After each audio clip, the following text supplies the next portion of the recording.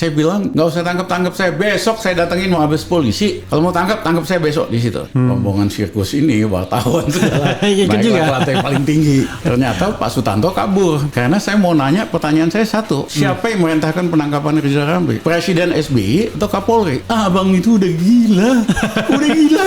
Kok jawab presiden, mati aku. Kok jawab Kapolri, mampus aku.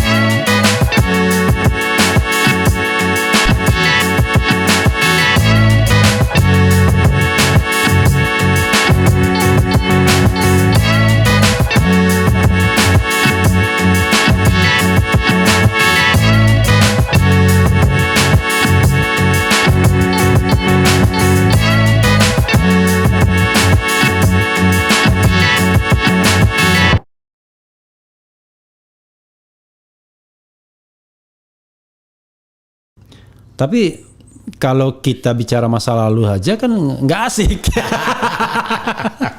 Masa kita cuma bicara masa lalu? Relate to masa kini, ya kan? Tapi itu yang bahaya justru. Bicara masa lalu kan nggak ada masalah, bicara hari ini kan bahaya banget. Tentu ya, sesuatu yang Bang Rizal bisa share gitu ya. Karena orang bilang itu apa ya? Ini idiom umum ya, tidak spesifik. Sejarah itu sering berulang gitu kan? Sejarah itu sering berulang. Jadi kalau misalnya kita kaitkan dengan kondisi saat ini, kan ya nggak mungkin saya nggak nanya, kan abang terkenal orang yang suka mengkritik juga.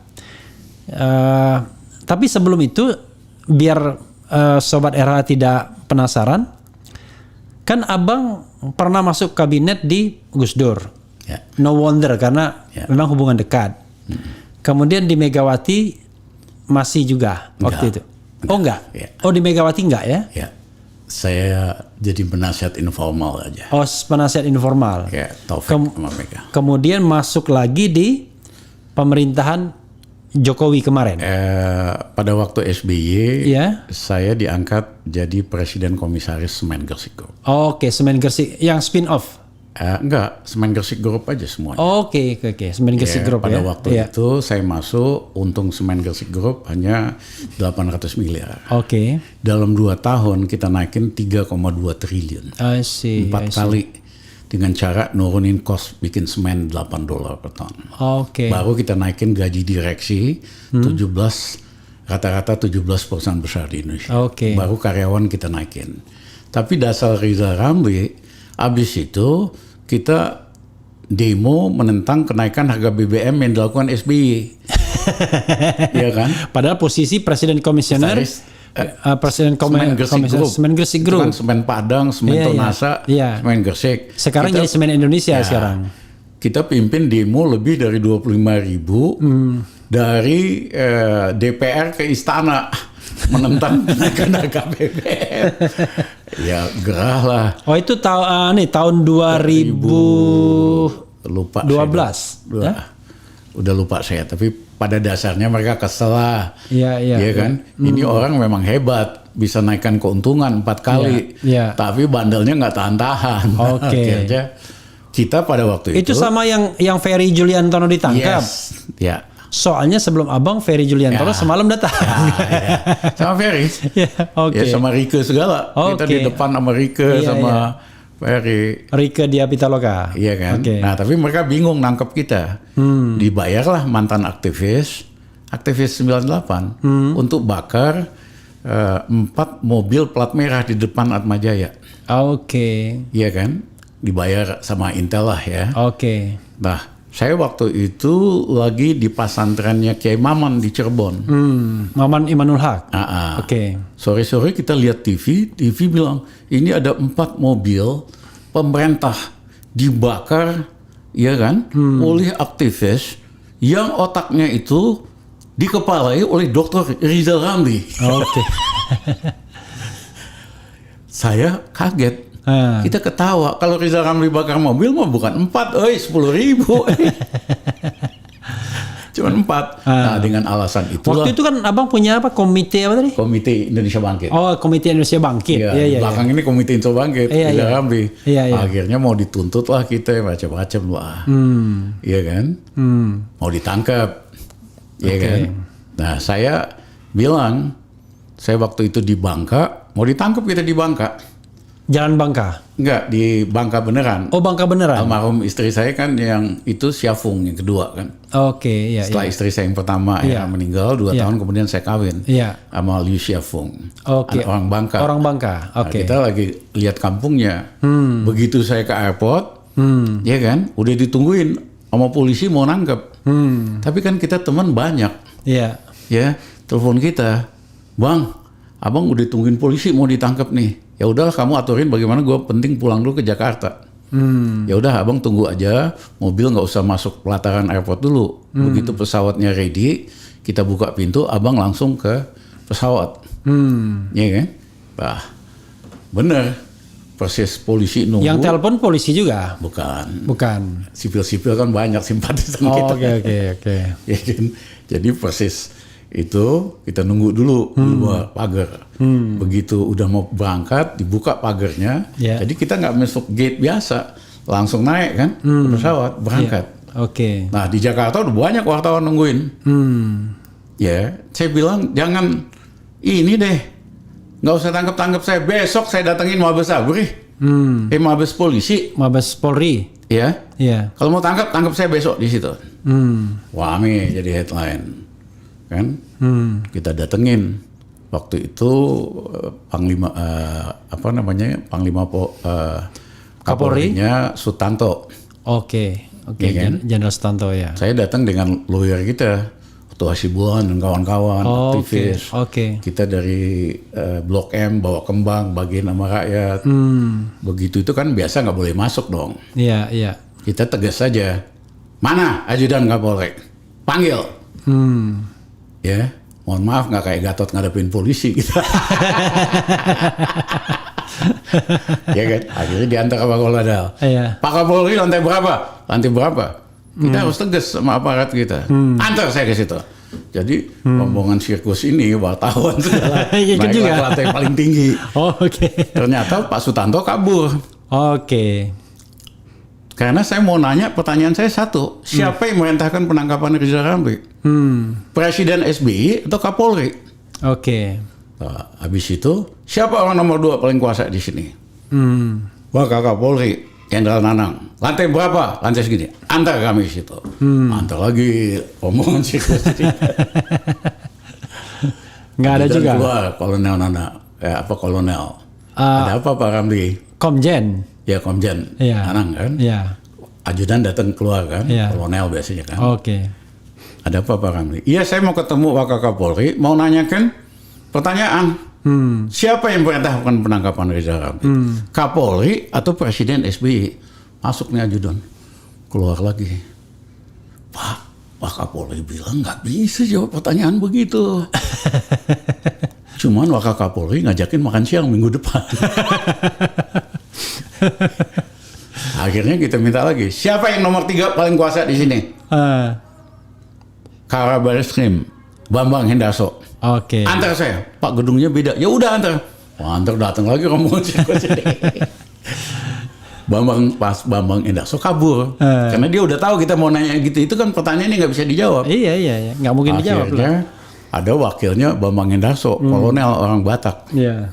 Dia terima saya sama Otto ke dalam. Ada apa bang? Aku mau nanya, siapa yang perintahkan penangkapan Rizal Ramli? SBY atau Kapolri Sutanto? Ini kolonel Batak ini bilang, abang itu udah gila. Kok jawab presiden, mati aku bang. Kok jawab Kapolri, mampus aku. Ini ingat dia nanti jauh debat judul ya. Kasih tahu kabar Sim, saya mau datang lagi minggu depan, mau nanya pertanyaan yang sama. Nah, terus besoknya kita ngadain press conference wartawan asing sama dalam negeri di Bidakara. Ya, waktu itu masih ada Bram Zakir dari UI, dampingin saya kan, macam-macam wartawan. Saya bilang di situ, saya pengen penjelasan siapa yang perintahkan penangkapan Rizal Ramli. Presiden SBY. Kalau betul Presiden SBY, beliau mesti belajar lagi tentang demokrasi. Orang beda pendapat aja main tangkap. Yang kedua, kalau Kapolri itu jangan lupa kacang sama kulitnya. Tidak ada pemerintahan kita, pemerintahan Gus Dur, polisi masih di bawah angkatan bersenjata, masih diinjak sama angkatan bersenjata. Ya, kita yang membuat keputuskan agar polisi jadi lembaga kepisah. Maksudnya supaya jadi penganyam masyarakat, bukan alat untuk kekuasaan politik buat nangkap siapa aja. Gitu gini-gini kan. Terus saya waktu di depan wartawan. Waktu bilang saya minta SBY jantan. Si Bram bilang, Mas Rizal jangan bilang jantan dong. Oh maaf, jangan bantan. Ya kan. Saya bilang agar SBY kesatria. Oh kesatria. Nah, beberapa waktu kemudian SBY diundang ke Cilangkap. Dalam pertemuan tertutup. Jenderal-jenderal tanya, kok Pak Rizal Ramli mau ditangkap? Dia kan teman kita. Dia kan penasehat angkatan bersenjata. Temannya Pak SBY. Kenapa Pak Rizal Ramli ditangkap? SBY nggak jawab. Kemudian besok-besoknya lagi dia di Lemhanas. Sama juga pertemuan tertutup ada nanya, kenapa Dr. Rizal Ramli ditangkap? Dia itu suka ngajar-ngajar kita di sini. Ini abang dapat bocoran dari mereka. Ya kan. Kemudian beberapa hari kemudian SBY ngadakan press conference di Binagraha. Saya minta kepada Kapolri Sutanto untuk hati-hati menangani kasus Dr. Rizal Ramli. Karena kalau ada apa-apa, saya yang kena getahnya. Nah kita kan udah kode nih, udah selesai nih barang. Iya kan? Nah, yang kesian Pak Tanto, dianggap dia nggak mampu kendalikan situasi. Udah ditandatangani jadi Kapolri, akhirnya diganti jadi Kepala BIN. Sutanto. Sebentar aja ya? Ya, diganti sama Bambang Endarso. Jadi Kapolri. Itu loh ceritanya. Waktu itu dia belum pensiun berarti ya? Siapa? Sutanto. Saya nggak tahu pensiun apa enggak. Tapi dia udah ditandatangani untuk perpanjangan jabatan Kapolri. Akhirnya digeser jadi Kepala BIN. Nah, di masa pemerintahan Jokowi Jilid 1 kan, kan abang sempat lagi menjadi komisaris utama di BNI. Yes. Iya kan? Lalu menjadi Menko Maritim. Yang sekarang Luhut pegangan. Itu kan orang juga bertanya-tanya, ini jalan ceritanya gimana? Kok bisa ke sana, lalu tiba-tiba masuk kabinet, ributlah sedikit-sedikit sama Wapres. Lalu akhirnya keluar lagi. Gimana? Jadi kalau di BNI, saya memang diminta. Karena orang tahu lah. Kalau kita tuh bisa nyelesain ada masalah, kita beresin lah. I see. Nah kita Preskon BNI, ya. Tahun berapa itu? Tahun 2015 kalau nggak salah. Cuma setahun doang. Yang minta Bu Rini? Enggak. Istana. I see. Iya kan? Iya. Nah, ya seperti biasa, kita ubah langsung rencana midtermnya BNI. supaya lebih agresif. Resiko modalnya, kebetulan di roadnya juga bagus orang kerja. Baikuni dulu. Baikuni. Oke. Iya kan? Tim yang bagus lah sama saya gitu. Iya. Iya kan? Nah, itu kita ubah target achievements dalam 1 tahun BNI untungnya naik 87%. Oke. Tertinggi dari seluruh bank-bank nasional. I see. Ya, saya ingat waktu itu Pak Budi Hartono, pemilik BCA ketemu di pesta. Oke. Nanya, Mas Rizal itu di BNI siapa ya? Kok agresif banget? Bagus banget. Oh, saya bilang itu Pak Baikuni dan kawan-kawan. Padahal kita yang ngurumusin strategi, kita kan strategis. Iya.